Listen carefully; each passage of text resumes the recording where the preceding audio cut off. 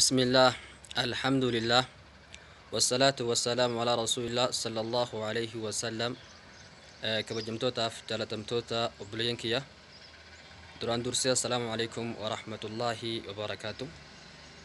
إجي سلامتاتي وندخلنا بغرب بنجرا كسياسي نوجي خنات تانسون إن شاء الله تعالى بلينكيا رانتنا وني ولله قافدا كويش نجتورا خناف هندي خنياهو gaafii kanarratti hirmaattanii deebiftan jeetiin abdii qaba rabbiiti jechuudha. Kanaaf ammoo warri hin beeknes ni jira, kan beekus ni jira jechuudha waluma keessaa. Kanaaf gaafii takka yoo gaafatan dhibbaa kan deebisu nama muraasa jechuudha. Alaa kulli haal hundaafuu gaafii narra gaafachuu barbaadu waanuma nu hunditti jiru namni islaama ta'e hunditti jiru gaafisanii. Isiin gaafii xiqqoodha insha Allahu ta'ala. namoonni deebiftanii akkasumatti ammoo warreen deebisanis insha Allah ta'ala guyyaa itti aanu waliin deebitti kanina gara gaafii kiyyaatiin kuta gaafiin kiyyaa kumaan jehee waa'ee salaataa irraahi salaata kana jechuudha. insha Allah ta'ala waa'een baabni salaataa guddaadha ammas bal'aadha ammoo namni yeroo salaatu gaduma bii ol jechuu fi kana yoo ilaalte waa xiqqoo fakkaata ammoo ulaaleen saatuni akkasumatti manni keessaa guddaadha jechuudha. Ulaan ol seentu takka ta'us bikki keessa deemtu guddaadha jechuudha salaanni kuni. Kanaaf ammoo salaatun duratti akkuma beekamu tolfachuudhaan akkasumatti qulqulleeffachuudhaan xahaarachuudhaan sadarkaadhaan dhufeeti gara salaata Allahu akbar jennutti deebina jechuudha. Akkasumaami kanaaf ammoo har'a gaafii gaafachuu barbaade insha Allah ta'ala waa'ee xahaaraa akkasuma akkaataa udwannaatii fi akkaataa itti salaata jalqaban hundaa guyyaa birootti waliin ilaalla. Kanaaf gaafii tana insha Allah ta'ala obboleeyyan keessaniifis waliif shir godhaa jechuudha. Baarakallahu fikum.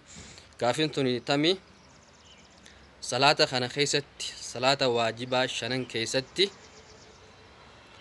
Allahu akbarii taraa meeqa jenna? Allahu akbar jennu tana salaata waajibaa shanan keessatti meeqa jenna? Ta waliigalaati takka jechuudha. Akkasuma ammas salaata shanan keessatti jechuudha. Salaata subii keessatti Allahu akbarii meeqa jenna? Allahu akbar jennee tan salaannu tana meeqa jenna? Salaata subii bichaa keessatti wakazaalika akkasumatti salaata zuhurii keessatti meeqa jenna? Allahu akbarii Allahu akbarin tuno tamtu arkana meeqaatu arkana salaat shanan keetti Allahu akbarin arkana to meeqa gaafii irraan isin deebi'a. Tokkoffaa kaanin gaafadhee gaafii walii galaa jechuudha. Salaat shanan keetti Allahu akbarin nuti jennu meeqa kan jedhu Allahu akbarin jennutu meeqa kan jedhu jechuudha walii galaati. Deebi'ee salaat shanan keetti mata mataan salaata korratti fakkeenyaaf salaata subii salaata zuurii salaata asrii irratti meeqa jenna? Allahu akbarii gaafii lammaffaadha. Sadaffaan ammas gaafiin tami seetan gaafiin sadaffaan sami Allahu liman hamida tana salaata shanan keessatti meeqa jenna? Akkasuma gaafiin afuraffaan faatiyaa salaata shanan keessatti suuratul faatiyaa jechuudha. Alhamdulillahi rabbil alamin tan jennee qaraanu tana jechuudha. Tana salaata shanan keessatti taraa meeqa jenna obboleeyyan kiyya? Hedduun keenya ni salaannaa. Akkasuma ammoo salaata shanan kana keessatti maaltu waajibaa akkasuma ammoo maaltu sunnaadhaa maaltu arkaanaa yoo salaanni kuni ni salaanna hundi keenyaahu yoo salaata kanarraa waan takka hirrifne maaltu sujuudu saawiin qobbaan maaltu salaata irra deebi'anii salaatuudhaan akkasuma salaata kuchaa si halaafemmas yoo salaafetes deebitee salaatuudhaan kana beekuun dirqama ammoo hundi keenya ni salaanna. Mee insha Allah ta'ala gaafii tana isin bira haa bultu. Akkasuma insha Allah ta'ala gaafii kana waliif shir godhaadha. Akkasuma mallee obboleeyyan kiyyaa warreen ammoo haaree taatanii arraan tana dhuftanis insha Allah ta'ala channel kana comment subscribe gochuu hin dagatinaadha. Obboleeyyan keessan biraanis share nu godhaa insha Allah ta'ala asirraan gara barumsa keenyaatti kan itti fufnu ta'a jechuudha. Maaliif جبريل عليه السلام نبي خنيا صلوات ربي وسلامه عليه يوغانف إسبر سيسن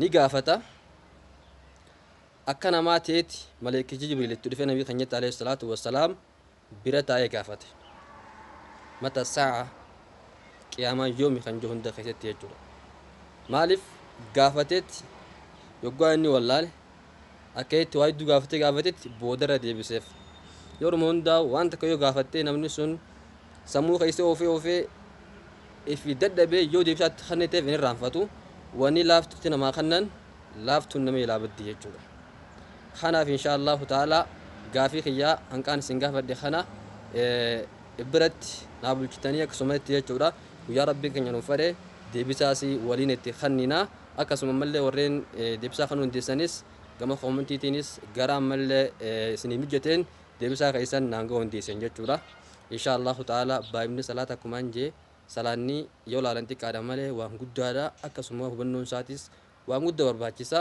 هنك بينور ان شاء الله تعالى وليف كونا بلينكيا خناف ورا خير خيت ورنجرات ربنا هاغلو اكسم بلينكي ان شاء الله تعالى كما ينخنغا ولينغا بلين خيسن برانجه چودا اكون نبي كنيا عليه الصلاه والسلام جدن نمني اسجرو خانا سنجرت تيسا جان امو هدون كنيا مي حافلالو الله اكبر تنا واقافين غفدتنا نين ديبسامو هين ديبسو ياتي اتفلالادا يو بيچي ديبسس خان ديفني جرا هدو جرا بليسن كيساني كافي تنتينغا هات نمو خيسا نوبو بولتو يچولا اولتي هاو بولتو ان شاء الله تعالى تيمودا ديبسا وين تخنينا اكومان جاموري ديبسا خنون ديسن يو جراتن قراسني ميجت هندان ديبسا ديسن نبيران غودن ديساني اكاس خير خيت نفترادا بر خير خيت وليد ديبي خير خيت ولين وان بيقرا والبرسيسه ربي ولين أمك سعيد يرسل ربي نهجرو أكسب بلينك يا وندي خيسانو خير خير تنفترادا والسلام عليكم ورحمة الله